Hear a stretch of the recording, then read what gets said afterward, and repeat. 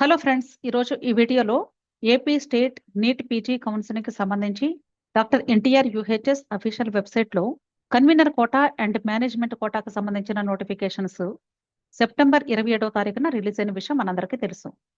దీనికి సంబంధించి నేను ఆల్రెడీ ఒక వీడియో చేశాను.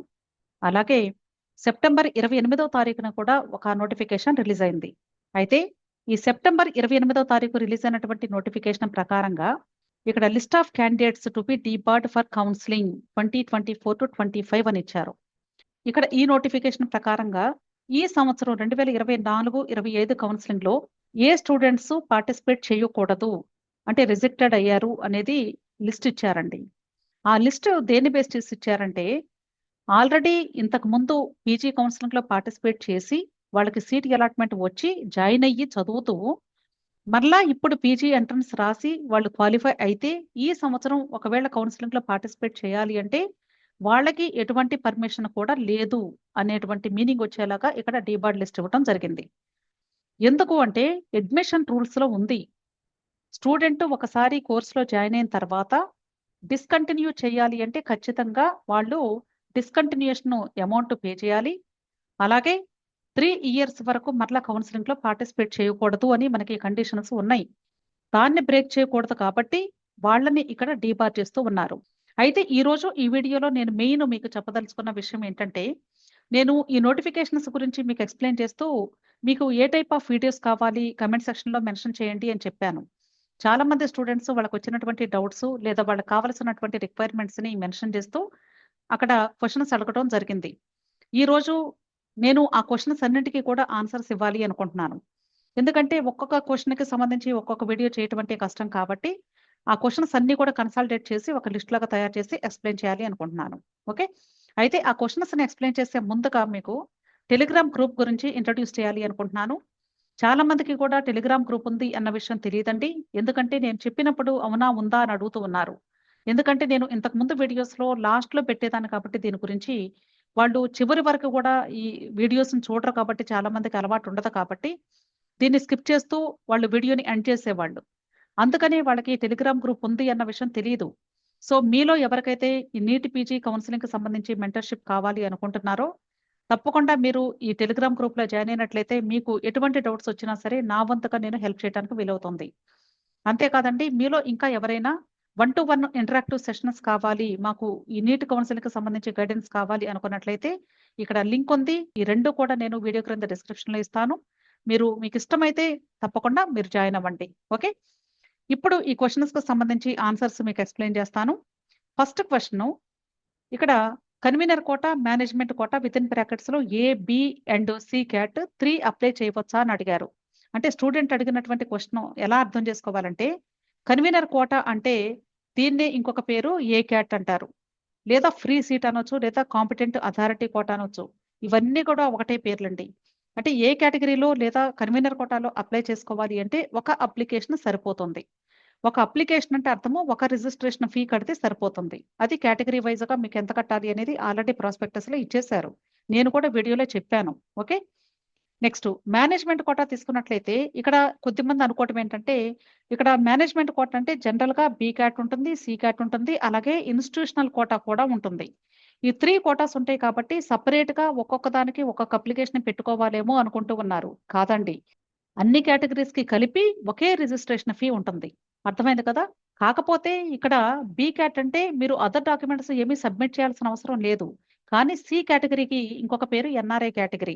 అంటే మీరు ఎన్ఆర్ఐ డాక్యుమెంట్స్ అప్లోడ్ చేస్తేనే అప్లికేషన్ ఫిల్లింగ్ చేసేటప్పుడు అప్పుడు మాత్రమే మీకు వెబ్ ఆప్షన్స్ పెట్టుకునేటప్పుడు సి కేటగిరీలో అంటే ఎన్ఆర్ఐ కేటగిరీ కాలేజెస్ లిస్ట్ కూడా మీకు ఓపెన్ అవుతుంది. అలాగే ఐక్యూ కోటా అంటే ఇన్స్టిట్యూషనల్ కోటా. ఇన్స్టిట్యూషనల్ కోటాకు సంబంధించి మీరు ఏ కాలేజ్ నుండి అయితే స్పాన్సరింగ్ చేయబడుతూ ఉన్నారో ఆ కాలేజీ ప్రిన్సిపల్ లేదా డీన్ నుండి స్పాన్సర్షిప్ లెటర్ తీసుకోవాల్సి ఉంటుంది. దాన్ని కూడా మీరు అప్లికేషన్ ఫిల్లింగ్ చేసేటప్పుడే అప్లోడ్ చేయాలి, గుర్తుంచుకోండి. ఇన్స్టిట్యూషనల్ కోటా అంటే అర్థం ఏంటంటే, ఎక్కడైతే ఎంబీబీఎస్ చదివారో ఆ కాలేజీ ప్రిన్సిపల్ మిమ్మల్ని స్పాన్సర్ చేస్తున్నట్లు సర్టిఫికెట్ ఇవ్వాలి. లేదా ఒకవేళ మీ పేరెంట్స్ ఎక్కడైనా హాస్పిటల్స్ లేదా మెడికల్ కాలేజెస్‌లో వర్క్ చేస్తూ ఉంటే, ఆ కాలేజ్ నుండి కూడా మీరు స్పాన్సరింగ్ లెటర్ తీసుకోవచ్చు. లేదా ఒకవేళ మీరు ఎంబీబీఎస్ అయిపోయిన తర్వాత జాబ్ చేస్తూ ఉంటే ఏదైనా మెడికల్ కాలేజ్‌లో అక్కడి నుండి కూడా మీరు స్పాన్సరింగ్ పొందే అవకాశం ఉంటుంది. ఈ 3 కేటగరీ స్టూడెంట్స్ కూడా ఇన్‌స్టిట్యూషనల్ కోటాలో పార్టిసిపేట్ చేసే అవకాశం ఉంటుంది. వీళ్ళు స్పాన్సర్‌షిప్ సర్టిఫికేట్ ఇక్కడ అప్‌లోడ్ చేయాల్సి ఉంటుంది. కానీ అప్లికేషన్ మాత్రం ఒకటే. అంటే సీక్యూకి ఒక అప్లికేషను, ఎంక్యూకి ఒక అప్లికేషను. ఒక రిజిస్ట్రేషన్ ఫీ మాత్రమే పే చేస్తారు. ఇక్కడ సీక్యూకి అలాగే ఎంక్యూ ఈ 3 కేటగరీస్‌కి కలిపి ఒకటే రిజిస్ట్రేషన్ ఫీ ఉంటుంది గుర్తుంచుకోండి. అర్థమైంది కదా? సెకండ్ క్వెషన్ చూసినట్లయితే బీసీఈ క్యాస్ట్ సర్టిఫికేట్ మార్చి 2024ది ఉంది. వాలిడ్ అవుతుందా? న్యూది అప్లై చేయాలా? బీసీఈ క్యాస్ట్ సర్టిఫికేట్ అనేది ఇది స్టేట్ గవర్నమెంట్ ఇచ్చేదండి. యూజువల్‌గా మనకి ఇంతకు ముందైతే ఒక 5 ఇయర్స్ ముందు తీసుకున్న క్యాస్ట్ సర్టిఫికేట్ అయినా యాక్సెప్ట్ చేసేవాళ్ళు. కానీ మొన్న ఎంబీబీఎస్ కౌన్సెలింగ్‌లో మేము చూసిందేంటంటే, గవర్నమెంట్ చేంజ్ అయింది కాబట్టి, వీళ్ళేం చెప్తున్నారంటే 2024లో మీరు ఫ్రెష్‌గా తీసుకున్నటువంటి లేటెస్ట్ క్యాస్ట్ సర్టిఫికేట్ మాత్రమే కావాలి అని అడుగుతూ ఉన్నారు. మీరు ఆల్రెడీ మార్చి 2024లో తీసుకున్నారు కాబట్టి, ఈ అకాడమిక్ ఇయర్‌దే కాబట్టి నో ప్రాబ్లమ్ అండి. ఒకవేళ 2023 అంతకంటే ముందు తీసుకున్నటువంటిదైతే మీరు మరలా లేటెస్ట్ తీసుకుంటే మంచిది. ఒకవేళ మీకు ఏదైనా అనుమానం ఉందనుకోండి, ఒకవేళ యాక్సెప్ట్ చేస్తారో లేదో అని, అలాంటప్పుడు మీరేం చేస్తారంటే కొత్త దానికి అప్లై చేసుకోండి. అప్లై చేసినప్పుడు మీకు వెంటనే ఇవ్వరు. అప్లై చేసినప్పుడు మీకు ఒక అప్లికేషన్ నంబర్ కానీ లేదా అక్నాలెడ్జ్‌మెంట్ నంబర్ గాని ఇస్తారు. దాన్ని స్క్రీన్‌షాట్ తీసుకొని, ప్రింట్ ఔట్ తీసుకొని పెట్టుకోండి.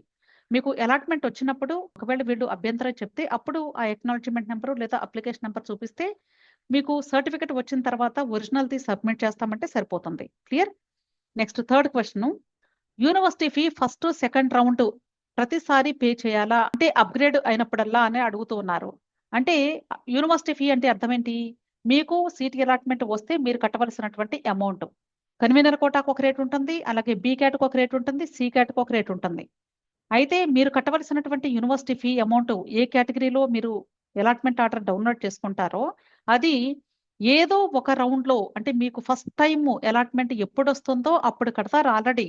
అంటే మీరు జాయిన్ అవ్వాలి అనుకుంటే. ఒకసారి కట్టిన తర్వాత మరలా నెక్స్ట్ రౌండ్స్‌లో అప్‌గ్రేడేషన్ వచ్చినప్పుడు కట్టాల్సిన అవసరం లేదు. ఏదో ఒక రౌండ్‌లో ఒకసారి కడితే సరిపోతుంది గుర్తుంచుకోండి. మీకు అప్‌గ్రేడేషన్ వచ్చినా కూడా నెక్స్ట్ రౌండ్స్‌లో అప్పుడు ఇదే అమౌంట్‌కి మరలా ఫ్రీగా డౌన్‌లోడ్ చేసుకునే అవకాశం ఉంటుంది. అలాగే మీకు బి క్యాట్ అయినా, సి క్యాట్ అయినా లేదా ఇన్‌స్టిట్యూషనల్ కోటానా ఏదైనా సరే ఇదే మెథడ్ ఫాలో అవ్వాలి.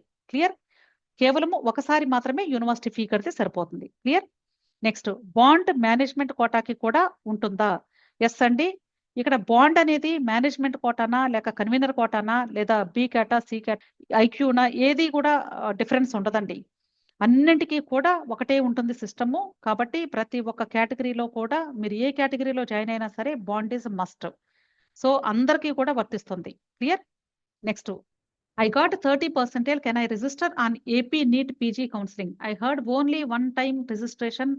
Only after that, no chance. I can get chance in second round after cutoff reduced to 30% or less. Please clarify అన్నారు. ఇక్కడ వీళ్ళు అడుగుతూ ఉన్నటువంటి క్వశ్చన్ ఏంటంటే ఇప్పుడు ప్రెజెంట్ ఈ స్టూడెంట్‌కి ఉన్నటువంటి పర్సెంటేజ్ 30%. అంటే అకార్డింగ్ టు ఎలిజిబిలిటీ క్రైటీరియా మీరు ఏ రిజర్వేషన్‌కి సంబంధించిన స్టూడెంట్ అయినా సరే ఖచ్చితంగా మినిమమ్ 40th పర్సెంటేజ్ అయితే ఖచ్చితంగా ఉండి తీరాల్సిందే. ఎందుకంటే ఒకవేళ రిజర్వేషన్ వర్తించినా కూడా మీకు కేవలము మీకు ఇక్కడ 30% మాత్రమే ఉంది. కాబట్టి ఈ స్టూడెంట్ ప్రస్తుతానికైతే not eligible to participate in NEET PG counselling. అయితే ఇక్కడ స్టూడెంట్ అడుగుతూ ఉన్నది ఏంటంటే కేవలము ఒకసారి మాత్రమే రిజిస్ట్రేషన్ చేసుకునే అవకాశం ఉంది అని చెప్తున్నారు.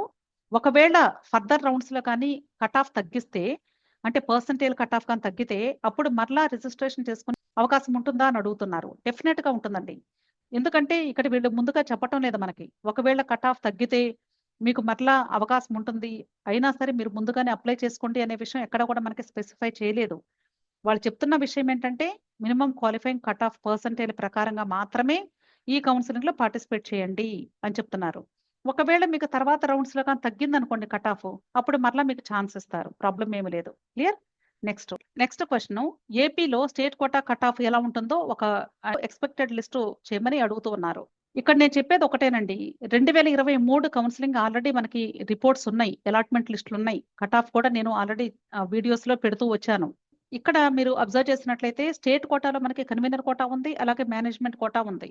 సో కన్వీనర్ కోటాకైనా మేనేజ్మెంట్ కోటాకైనా సరే మీరు చూసుకోవాల్సింది ఏంటంటే లాస్ట్ ఇయర్ అంటే 2023 సీట్ అలాట్మెంట్స్ దగ్గర పెట్టుకొని వాటిల్లో కేవలము ఫేజ్ 2 వరకు మాత్రమే చూసుకుంటే ఈ సంవత్సరం డెఫినెట్ గా మీకు సీట్ వచ్చే అవకాశాలు ఉంటాయి అని మీరు అర్థం చేసుకోవాలి.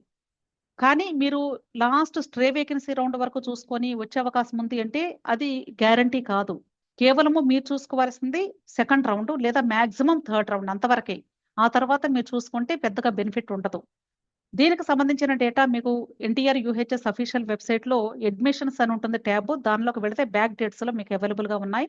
అక్కడ అలాట్మెంట్ లిస్ట్ ఓపెన్ చేసుకొని డౌన్లోడ్ చేసుకొని అవి ఒకసారి చెక్ చేసుకోండి. నేను ఆల్రెడీ మేనేజ్మెంట్ కోటాకు సంబంధించి వీడియోస్ చేశాను, కట్ ఆఫ్స్ కూడా చెప్తూ వచ్చాను. ఇంకా ఎవరికైనా హెల్ప్ కావాలి అంటే మీకు టెలిగ్రామ్ గ్రూప్ లో అయితే నేను హెల్ప్ చేయగలనండి. ఎందుకంటే ప్రతి ఒక్కదానికి కూడా వీడియో ఇవ్వాలి అంటే చాలా కష్టం అండి. Okay, next one for FMGs regard internship and PG eligibility అన్నారు. అంటే ఫారిన్ లో ఎంబీబీఎస్ చేసినటువంటి స్టూడెంట్స్ ఖచ్చితంగా ఇండియా వచ్చిన తర్వాత ఇంటర్న్షిప్ చేసి తీరాల్సిందే. వీళ్ళకి అప్పుడు మాత్రమే పీజీ కౌన్సిలింగ్ లో పార్టిసిపేట్ చేసి ఎలిజిబిలిటీ లభిస్తుంది. కాబట్టి మీరు నిరభ్యంతరంగా స్టేట్ కౌన్సిలింగ్ లో పార్టిసిపేట్ చేయొచ్చు. కాకపోతే మీరు తప్పనిసరిగా ఇండియా వచ్చిన తర్వాత ఇంటర్న్షిప్ పూర్తయి ఉండాలి. ఇంటర్న్షిప్ ఏ డేట్ లోగా పూర్తవ్వాలి అనేది ఆల్రెడీ మనకి కట్ ఆఫ్ డేట్ కూడా ఇచ్చారు. నేను ఆల్రెడీ ఇంతకుముందు వీడియోలో చెప్పాను. ఒకసారి ఆ వీడియోను కూడా వాచ్ చేస్తే మీకు క్లారిటీ వస్తుంది. అయితే ఈ ఎఫ్ఎంజీస్ మీరు కేవలము నాన్ లోకల్ కేటగిరీలో మాత్రమే పార్టిసిపేట్ చేయవలసి ఉంటుంది. మీకు లోకల్ స్టేటస్ అయితే రాదండి. అది కూడా మీ పేరెంట్స్ ఏ స్టేట్ వాళ్ళైతే ఆ స్టేట్ లో 15% నాన్ లోకల్ కేటగిరీలో పార్టిసిపేట్ చేసే అవకాశం లభిస్తుంది. వేరాజ్ ఆల్ ఇండియా కోటా తీసుకున్నట్లయితే అక్కడైతే మీరు నిరభ్యంతరంగా పార్టిసిపేట్ చేయొచ్చు అందరి మాదిరిగానే. నెక్స్ట్ వన్, నేను ఎంబీబీఎస్ ఏపీ ఎస్వియులో చదివాను, కానీ నేను తెలంగాణకి రెసిడెంట్. నా పర్మనెంట్ రిజిస్ట్రేషన్ కూడా తెలంగాణ స్టేట్ మెడికల్ కౌన్సిల్లో చేసుకున్నాను.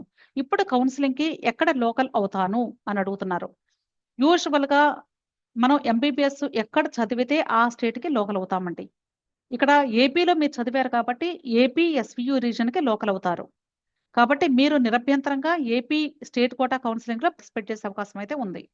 అయితే ఇక్కడ మీరు చెప్పిన దాని ప్రకారంగా రెసిడెంట్ తెలంగాణ అని చెప్పారు. అసలు ఈ రెసిడెంట్ అనే దాంతో సంబంధం ఉండదు. కేవలము ఎంబీబీఎస్ చదివిన దాన్ని బట్టి మాత్రమే మీకు లోకల్ స్టేటస్ అనేది లభిస్తుంది. కాబట్టి మీరు ఏపీకే లోకల్ అవుతారు, గుర్తుంచుకోండి. కాకపోతే ఇక్కడ మీరు మెడికల్ కౌన్సిల్ రిజిస్ట్రేషన్ కూడా టీఎస్ లో చేసుకున్నాను అని చెప్తున్నారు. కాబట్టి మీరు పార్టిసిపేట్ చేయొచ్చు, ప్రాబ్లం ఏమి లేదండి. లోకల్లోనే పార్టిసిపేట్ చేయొచ్చు. కాకపోతే ఈ మెడికల్ కౌన్సిల్ నుండి ఒక ఎన్ఓసి కూడా తీసుకుంటే సేఫ్. మీకు అక్కడ నో అబ్జెక్షన్ సర్టిఫికేట్ ఒకటి తీసుకోండి. ఎందుకంటే మీరు ఆల్రెడీ ఎంబీబీఎస్ ఇక్కడ చేశారు కాబట్టి అక్కడ నుండి కూడా ఒక సర్టిఫికేట్ మీరు తీసుకొని ఇప్పుడు అప్లికేషన్ పెట్టేటప్పుడే అప్లోడ్ చేయండి. మీకు ఎటువంటి ఇబ్బంది కూడా తర్వాత ఫర్దర్ కాంప్లికేషన్స్ లేకుండా ఉంటుంది. క్లియర్? నెక్స్ట్ వన్, ఒక student what is MBBS study certificate అని అడిగారు. స్టడీ సర్టిఫికేట్ అంటే సింపుల్ అండి. ఆల్రెడీ మీరు ఎంబీబీఎస్ కంప్లీట్ చేసుకున్నారు. మీరు ఎంబీబీఎస్ జాయిన్ అయ్యేటప్పుడు 10th class study certificate, intermediate study certificate అంటే ఎలా మీరు సబ్మిట్ చేశారో అదే మాదిరిగా ఎంబీబీఎస్ కంప్లీట్ అయిపోయిన తర్వాత సబ్మిట్ చేయాల్సి ఉంటుంది. ఈ స్టడీ సర్టిఫికేట్ మీకు కాలేజీ వాళ్ళు ఇస్తారు. మీరు ఎక్కడ చదివారో వాళ్ళు ఇస్తారు. అంటే మీ స్టడీ అలాగే కాంటాక్ట్ ఎలా ఉంది అనేది ఇక్కడ, అంటే ఏ టైంలో మీరు కంప్లీట్ చేశారు మీ యొక్క డిగ్రీని అనేది కాలేజ్ వాళ్ళు మీకు ఇస్తారు. ఇది ఖచ్చితంగా ఇస్తారండి. ఒకవేళ మీకు ఇవ్వకపోతే వెళ్ళి అడగండి, ఇప్పుడైనా ఇస్తారు. ఓకే, అయితే మనకి డాక్యుమెంట్స్ అప్లోడింగ్ దగ్గర study certificate slash migration certificate అన్నారు. ఒకవేళ మీకు ప్రెసెంట్ స్టడీ సర్టిఫికెట్ అవైలబుల్ గా లేకపోతే మనకి తక్కువ టైం ఉంది కాబట్టి రిజిస్ట్రేషన్ అండ్ అప్లికేషన్ ఫిల్లింగ్ కి మీ దగ్గర ఆల్రెడీ మైగ్రేషన్ సర్టిఫికెట్ కానీ ఎంబీబీఎస్ తర్వాత తీసుకున్నటువంటి మైగ్రేషన్ సర్టిఫికెట్ ఉండుంటే అది కూడా మీరు అప్లోడ్ చేసుకున్న ప్రాబ్లం ఏమీ లేదు. బట్ స్టడీ సర్టిఫికెట్ అనేది మోస్ట్ ఇంపార్టెంట్ అండి. ఎందుకంటే లోకల్ అండ్ నాన్ లోకల్ అనేది డిసైడ్ చేసేది కేవలము స్టడీ సర్టిఫికెట్ ని బేస్ చేసుకొని మాత్రమే. కాబట్టి మీరు మాక్సిమం వీలైతే ఇది just within half an hour లో మీ కాలేజ్ వాళ్ళు ఇచ్చేస్తారండి వెంటనే. కాబట్టి మీరు ఇమ్మీడియట్ గా మీ కాలేజ్ దగ్గరకు వెళ్ళి ఈ స్టడీ సర్టిఫికెట్ తప్పనిసరిగా ఒరిజినల్ తీసుకొని రండి. ఓకే, ఇది మాత్రమే అప్లోడ్ చేయాలి. నేను జస్ట్ శాంపుల్ గా ఒకటి పెట్టానండి, ఇలా ఉంటుంది అని చెప్పడానికి. Okay, next one, next for non local. Non local కి సంబంధించి చాలా మంది స్టూడెంట్స్ క్వశ్చన్స్ అడుగుతూ ఉన్నారు. అందుకని ఇక్కడ అడిగినటువంటి 3 క్వశ్చన్స్ కూడా ప్లేస్ చేశాను. ఫస్ట్ వన్ వచ్చేసి డొమిసైల్ సర్టిఫికేట్ డీటెయిల్స్ అన్నారు. డొమిసైల్ సర్టిఫికేట్ అన్నా రెసిడెన్షియల్ సర్టిఫికేట్ అన్నా సేమ్ మీనింగ్. అయితే ఈ డొమిసైల్ సర్టిఫికేట్ ఎవరు తీసుకోవాలి అంటే స్టూడెంట్ ఒకవేళ ఎంబీబీఎస్ డిగ్రీ ఏపీలో కాకుండా ఇతర రాష్ట్రాల్లో కానీ లేదా ఇతర కంట్రీస్ లో కానీ చేసుకుంటే వాళ్ళ తల్లిదండ్రులు కానీ అంటే పేరెంట్స్ అంటే ఇద్దరు అక్కర్లేదు. కనీసం ఒక్కరైనా సరే ఏపీకి సంబంధించినటువంటి పేరెంట్ అయ్యుండి 10 సంవత్సరాలు ఆల్రెడీ నివసించి ఉన్నా లేదా ప్రస్తుతం నివసిస్తూ ఉన్నా సరే మీరు ఎంఆర్ఓ దగ్గర నుండి ఈ రెసిడెన్స్ సర్టిఫికేట్ లేదా డొమిసైల్ సర్టిఫికేట్ తీసుకోవాల్సి ఉంటుంది. ఈ సర్టిఫికేట్‌ను కూడా మీకు ఆల్రెడీ ప్రాస్పెక్టస్‌లో ఇచ్చారు. లాస్ట్ పేజెస్‌లో ఉంది. అది డౌన్‌లోడ్ చేసుకొని ఆ డొమిసైల్ సర్టిఫికేట్ మీద మీరు మీ డీటెయిల్స్ అన్నీ ఫిల్ చేసి ఎంఆర్ఓ గారితో సంతకం తీసుకొని మీరు ఇప్పుడు అప్లికేషన్ ఫిల్లింగ్ చేసేటప్పుడు అప్లోడ్ చేయాలి. దీనికి ఆల్టర్‌నేటివ్‌గా ఏం చెప్తున్నారంటే స్టూడెంట్ గాని ఒకవేళ 10 సంవత్సరాలు ఏపీలో మినిమమ్ చదివుంటే గతంలో, ఆ సమయంలో ఈ స్టూడెంట్ చదివినటువంటి స్టడీ సర్టిఫికేట్స్ ఉన్నా కూడా అవి సబ్మిట్ చేసుకోవచ్చు అని చెప్తున్నారు. లేదా పేరెంట్స్‌లో ఏ ఒక్కరైనా సరే ఏపీలో 10 సంవత్సరాలు ఇంతకు ముందు చదివుంటే వాళ్ళది కూడా ఇక్కడ సబ్మిట్ చేసుకోవచ్చు అని చెప్తున్నారు. కానీ ఈ స్టడీ సర్టిఫికేట్స్‌కి మాత్రం తప్పనిసరిగా ఒరిజినల్స్ ఉండాలి అని చెప్తున్నారు, గుర్తుంచుకోండి.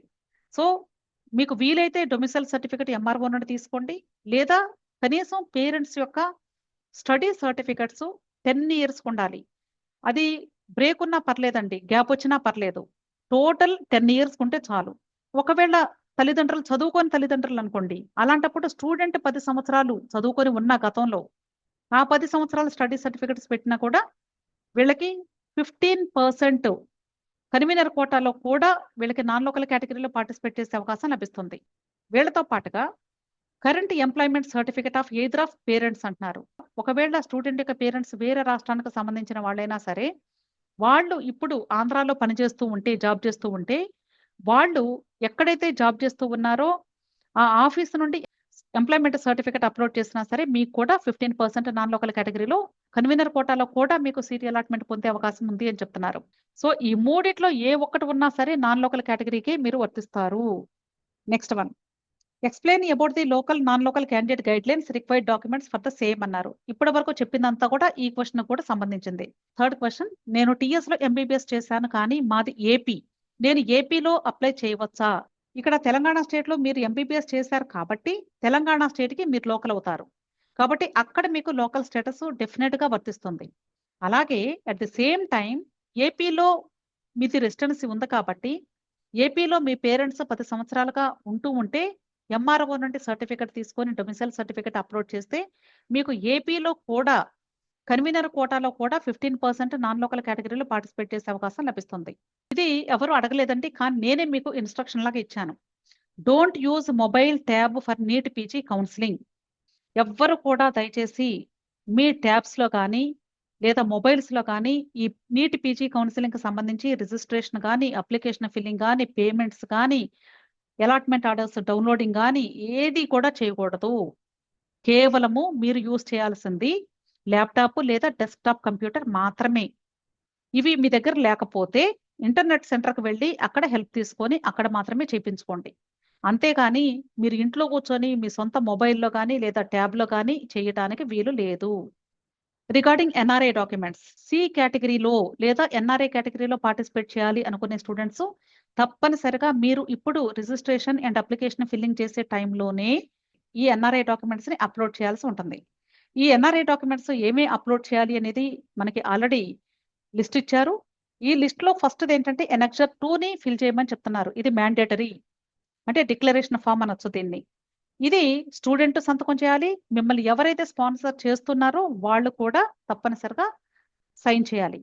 ఇక్కడ ఎన్ఆర్ఐస్ అంటే ఫారిన్ స్టూడెంట్స్ అవ్వచ్చు, లేదా ఎన్ఆర్ఐ స్టేటస్ ఉన్నటువంటి స్టూడెంట్స్ అవ్వచ్చు, లేదా ఇండియాలో ఉన్నటువంటి స్టూడెంట్స్‌ని ఎవరైనా ఎన్ఆర్ఐస్ స్పాన్సర్ చేస్తూ కూడా ఉండొచ్చు. ఈ 3 కేటగరీ స్టూడెంట్స్ కూడా పార్టిసిపేట్ చేయొచ్చు. గుర్తుంచుకోండి. ఓకే. అలాగే ఈ ఎనెక్సర్ 2 సర్టిఫికేట్‌తో పాటుగా మీరు ఇంకా ఏమి అప్‌లోడ్ చేయాలి అనేది ఇక్కడ ఇచ్చారు. Any one of the following అన్నారు. అంటే నంబర్ 2లో. ఈ 2లో ఇచ్చినటువంటి వాటిలో ఏ ఒక్కటి ఉన్నా సరిపోతుంది. గ్రీన్ కార్డ్ ఉండొచ్చు, సిటిజన్‌షిప్ కార్డ్ ఉండొచ్చు, లేదా passport issued by the respective country. ఇప్పుడు వాళ్ళు ఏ కంట్రీలో ఉంటున్నారో ఆ కంట్రీలో తీసుకున్నటువంటి పాస్‌పోర్ట్ ఉండాలి. ఇండియాది కాదు. ఈ మూడిట్లో ఏ ఒక్కటి ఉన్నా సరిపోతుంది. Next third one. ఈ మూడిట్లో ఏదో ఒకటి ఉండాలి ఖచ్చితంగా. వాటితో పాటుగా any one of the following మరలా ఇక్కడ ఇచ్చినటువంటి వీటిల్లో ఏదో ఒకటి ఉండాలి ఖచ్చితంగా. Copy of NRIs bank statement for last 6 months. ఎవరైతే స్పాన్సర్ చేస్తున్నారో లేదా ఫారిన్ స్టూడెంట్స్ ఉన్నారో లేదా ఎన్ఆర్ఐ స్టేటస్ కలిగిన స్టూడెంట్స్ ఉన్నారో వాళ్ళు అంటే వాళ్ళు ఏ కంట్రీలో ఉంటున్నారో ఆ కంట్రీలో అక్కడ బ్యాంక్ ట్రాన్సాక్షన్స్ 6 మంత్స్ ట్రాన్సాక్షన్స్‌కి సంబంధించి మీకు స్టేట్మెంట్ ఇవ్వాలి. లేదా ఒకవేళ ఇది జనరల్‌గా ఎవరు ఇవ్వరండి. ఎందుకంటే ఇది కొంచెం కాన్ఫిడెన్షియల్ కాబట్టి. దీనికి బదులుగా ఏమి ఇవ్వచ్చు అంటే, లేటెస్ట్ ఎలక్ట్రిసిటీ బిల్ అయినా పర్లేదు, లేదా గ్యాస్ బిల్ అయినా పర్లేదు, లేదా వాటర్ బిల్ అయినా పర్లేదు అని చెప్తున్నారు. కాకపోతే ఈ బిల్స్ మీద ఎవరైతే స్పాన్సర్ చేస్తున్నారో వాళ్ళ పేరు ఖచ్చితంగా ఉండి తీరాలి. నెక్స్ట్ వన్, ఫోర్త్ వన్ వచ్చేసి visa, driving licence will not be accepted. ఈ 2 యాక్సెప్ట్ చెయ్యము అని చెప్తున్నారు. కాబట్టి ఈ 2 కాకుండా ఈ పైన ఉన్న వాటిల్లో మాత్రమే మీరు పొందగలిగితే వాటిని సింగిల్ పీడీఎఫ్ చేసి అప్లికేషన్ ఫిల్లింగ్ చేసేటప్పుడే మీరు అప్లోడ్ చేయాల్సి ఉంటుంది. ఎవరైతే అప్లికేషన్ ఫిల్లింగ్ అప్పుడు మీరు అప్లోడ్ చేస్తారో వాళ్ళకి మాత్రమే వెబ్ ఆప్షన్స్ పెట్టేటప్పుడు NRI category colleges list open అవుతుంది. లేదు అంటే మీకు తర్వాత మరలా ఎన్ఆర్ఐ డాక్యుమెంట్స్‌ని అప్లోడ్ చేసుకునే అవకాశం లభించకపోవచ్చు. కాబట్టి దయచేసి ఎవరైనా సరే ఎన్ఆర్ఐ కేటగిరీలో జాయిన్ అవ్వాలి అనే ఉద్దేశం ఉంటే ముందుగానే ఎన్ఆర్ఐ డాక్యుమెంట్స్‌ని సంపాదించుకొని మీరు ఇప్పుడు అప్లికేషన్ ఫిల్లింగ్ చేసేటప్పుడే మీరు అప్లోడ్ చేసుకోండి. Clear? Next one, declaration form అని చెప్పాను కదండీ! ఆ ఫార్మ్ ఎలా ఉంటుంది అనేది చూపించడం కోసం ఇక్కడ పిక్చర్ పెట్టాను. ఓకే. ఎనక్సర్ 2 అన్నాను కదా! ఇక్కడ వాళ్ళ యొక్క డీటెయిల్స్ అలాగే స్టూడెంట్ డీటెయిల్స్ అన్నీ కూడా ఫిల్ చేయాలి. Where to get the format 3A and 3B అన్నారు. ఇక్కడ ఈ 3 అనేది దేనికి సంబంధించింది అంటే ఇన్‌స్టిట్యూషనల్ కోటాకి సంబంధించినటువంటి సర్టిఫికేట్. ఇది మీరు ఎక్కడైతే స్టూడెంట్ ఏ కాలేజ్‌లో అయితే చదువుకున్నారో ఆ కాలేజ్ వాళ్ళు మిమ్మల్ని స్పాన్సర్ చేస్తూ ఉంటే అక్కడి నుండి తీసుకునేది 3A అవుతుంది. అదే 3B అంటే ఒకవేళ మీరు స్టూడెంట్ చదవకపోయినా మీ పేరెంట్స్ గాని అక్కడ జాబ్ చేస్తూ ఉన్నా లేదా స్టూడెంట్ అక్కడ జాబ్ చేస్తూ ఉన్నా సరే అక్కడ జాబ్‌ని ఎంప్లాయ్‌మెంట్‌ని బేస్ చేసుకొని తీసుకున్నటువంటి సర్టిఫికేట్ అయితే ఇక్కడ దీన్ని ఫిల్ చేయాల్సి ఉంటుంది. ఈ రెండిట్లో ఏదో ఒకటి మీరు సబ్మిట్ చేసినా సరే ఇన్‌స్టిట్యూషనల్ కోటాలో మీరు పార్టిసిపేట్ చేసే అవకాశం లభిస్తుంది. AP management quota admission rules to ₹100 bond paper ఆ పాయింట్ చెప్పండి అన్నారు. ఇది బాండ్‌కి సంబంధించినటువంటి ఎనక్సర్. ఇది మనకి ప్రాస్పెక్టస్‌లో ఆల్రెడీ ఇచ్చేశారు. దేనికి సంబంధించిన బాండ్ అంటే ఇది మీరు ఒకసారి కోర్స్‌లో జాయిన్ అయిన తర్వాత సీట్ అలాట్‌మెంట్ వచ్చి ఆ కోర్స్ పీరియడ్ కంప్లీట్ అయ్యేంత వరకు కూడా డిస్కంటిన్యూ చెయ్యము అని మీరు బాండ్ రాసిస్తూ ఉన్నట్లు. ఒకవేళ మీరు బ్రేక్ చేస్తే ఏమవుతుంది? దీనికి సంబంధించి అడ్మిషన్ రూల్స్ ఇక్కడ ఇచ్చారు. ఫస్ట్ పాయింట్‌లో ఏం చెప్తున్నారంటే, మీరు ఖచ్చితంగా కోర్సు సీట్ అలాట్‌మెంట్ వచ్చిన తర్వాత, మీరు జాయిన్ అయిన తర్వాత మీకు ఇచ్చినటువంటి ప్రిస్క్రైబ్డ్ పీరియడ్ ఏదైతే ఉంటుందో, ఆ పీరియడ్‌లో మీరు తప్పనిసరిగా కోర్స్‌ని కంప్లీట్ చేయాలి. ఒకవేళ మీరు చేయలేకపోతే, అప్పుడు మీరు ₹3,00,000 పెనాల్టీ కట్టాలి. దాంతో పాటు 18% జీఎస్టీ ఉంటుంది. అంతేకాకుండా అప్పటి వరకు తీసుకున్నటువంటి స్టైఫండ్ అమౌంట్ ఏదైతే ఉంటుందో, ఆ అమౌంట్ మొత్తం కూడా రీఫండ్ చేయాలి అని చెప్తున్నారు. దానితో పాటుగా మోస్ట్ ఇంపార్టెంట్ పాయింట్ ఏంటంటే, ఈ అమౌంట్ వరకైతే పర్లేదండి. ఆ తర్వాత will be debarred for 3 years of admission into post graduate medical degree and diploma courses అన్నారు. ఇది చాలా ఇంపార్టెంట్. నేను స్టార్టింగ్‌లో చెప్పాను మీకు. సెప్టెంబర్ 28వ తారీఖున డీబార్డ్ లిస్ట్ ఒకటి రిలీజ్ చేశారు వెబ్‌సైట్‌లో. అది దీనికి సంబంధించినటువంటిదే. అంటే ఆల్రెడీ ఇంతకుముందు సంవత్సరాల్లో వాళ్ళు అడ్మిషన్ తీసుకొని జాయిన్ అయ్యి, మధ్యలో డిస్కంటిన్యూ చేసి మరలా ఇప్పుడు నీట్ ఎగ్జామ్ రాశారు. ఆ నీట్ ఎగ్జామ్ రాసిన స్టూడెంట్స్ యొక్క నేమ్స్ అన్నీ కూడా ఇప్పుడు రాబోయే మెరిట్ లిస్ట్‌లో ఉండవు అని ముందుగానే తీసేశారు. ఒకవేళ వాళ్ళు క్వాలిఫై అయినప్పటికీ కూడా కౌన్సెలింగ్‌లో పార్టిసిపేట్ చేసే అర్హత అయితే వాళ్ళకి లేదు. అందుకనే ఏపీ స్టేట్‌కి సంబంధించిన మెరిట్ లిస్ట్ ఇంకా మనకి రాలేదు. ఆ మెరిట్ లిస్ట్ వచ్చే ముందుగానే వాళ్ళెవరు కూడా ఈ కౌన్సెలింగ్‌లో రిజిస్ట్రేషన్ కూడా చేసుకోవటానికి మీకు ఎలిజిబిలిటీ లేదు అనే విషయాన్ని తెలియజేయడం కోసమే ముందుగానే వాళ్ళు లిస్ట్‌ని రిలీజ్ చేశారు.